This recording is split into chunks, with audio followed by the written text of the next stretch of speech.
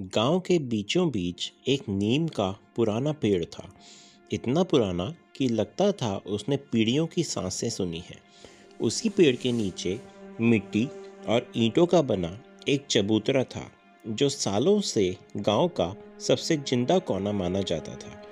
सुबह होते ही वहां से गुजरने वाला हर कोई किसी न किसी को बैठा हुआ देख लेता, पर सबसे ज़्यादा जो चेहरा वहां से जुड़ गया था वह था अम्मा जी का। अम्मा जी करीब 80 बरस की थी। सफ़ेद सूती साड़ी, माथे पर हल्की सी लाल बिंदी और चेहरे पर झुर्रियों के बीच छुपी मुस्कान। उनकी आंखों में हमेशा कुछ न कुछ कहने की बेचैनी रहती।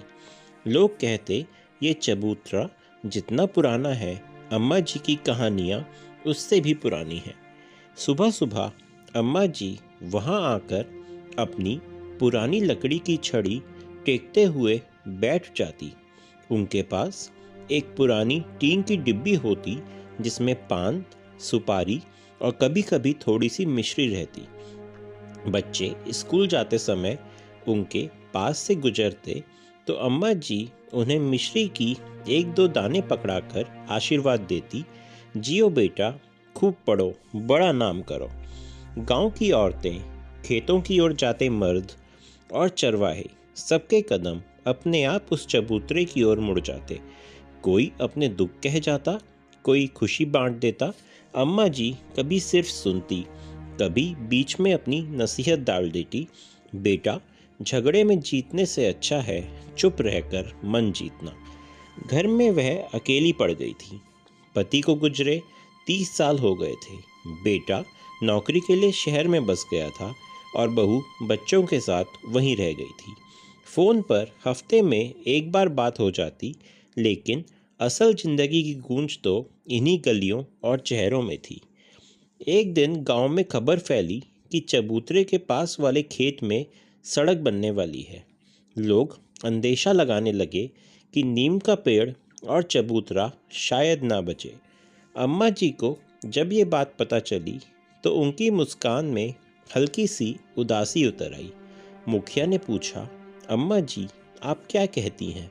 अम्मा जी ने कुछ पल चुप रहकर कहा, बेटा, सड़क बनाना बुरा नहीं, पर इस पेड़ और चबूतरे की छांव में जो बातें बनी हैं वो कहीं और नहीं मिलेंगी।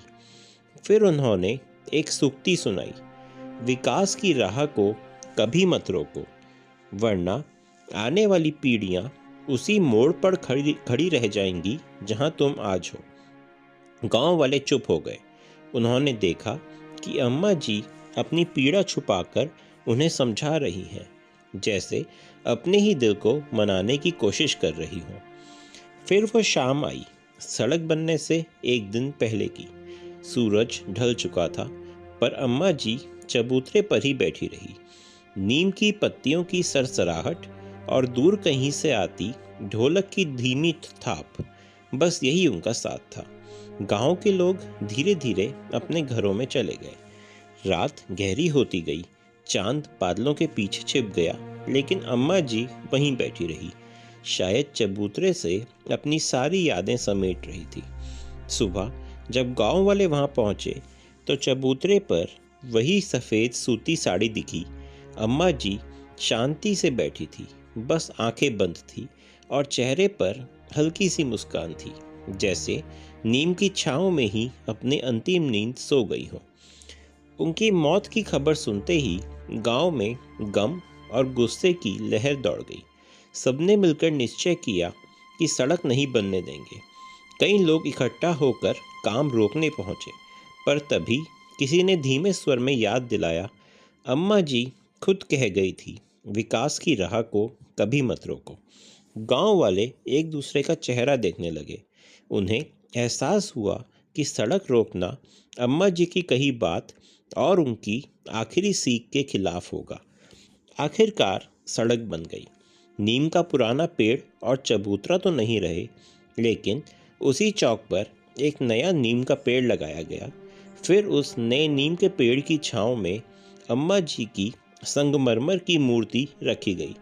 मूर्ति के चेहरे पर वही हल्की मुस्कान थी जो चबूतरे पर बैठी अम्मा जी के पास होती थी। चौक का नाम रखा गया अम्मा जी चौक। और अब जब भी कोई मुसाफिर वहाँ से गुजरता, हवा में नीम की नई पत्तियों की सरसराहट सुनाई देती और लगता जैसे अम्मा जी फिर से कह रही हों, बेटा आगे बढ़ते रहो, मैं यहीं हूँ, तुम्हारी राह की छाँव बनकर।